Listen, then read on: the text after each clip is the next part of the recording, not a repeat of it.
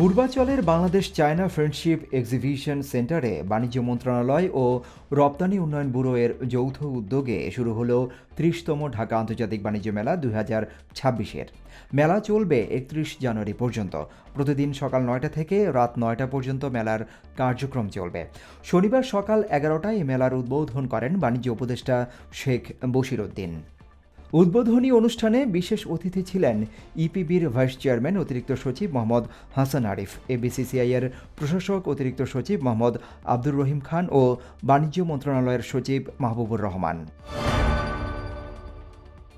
বিএনপির সিনিয়র যুগ্ম মহাসচিব রুহুল কবির রিজভী বলেছেন, বেগম খালেদা জিয়ার আদর্শ জনগণকে দেয়া তার অঙ্গীকার ও তার দেখানো পথ ধরেই বিএনপি এগিয়ে যাবে। বিএনপির ভারপ্রাপ্ত চেয়ারম্যানও বাবা মায়ের আদর্শ ধারণ করে দেশকে এগিয়ে নিয়ে যাবেন। শনিবার সকালে রাজধানীর জিয়া উদ্যানে রাষ্ট্রপতি জিয়াউর রহমান ও খালেদা জিয়ার সমাধিতে মহিলা দলের শ্রদ্ধা নিবেদন শেষে একথা বলেন তিনি। ঢাকা-৯ আসনের স্বতন্ত্র প্রার্থী ও এনসিপির সাবেক নেত্রী তাসনিম জারার মনোনয়নপত্র বাতিল ঘোষণা করা হয়েছে। শনিবার মনোনয়ন যাচাই-বাছাই শেষে রিটার্নিং কর্মকর্তা জারার মনোনয়ন বাতিল করেন। ঢাকা বিভাগের অতিরিক্ত বিভাগীয় কমিশনার মোহাম্মদ আজমল হোসেন গণমাধ্যমকে বলেন, মোট ভোটারের মধ্যে ৪৩০০ জনের স্বাক্ষর প্রয়োজন ছিল।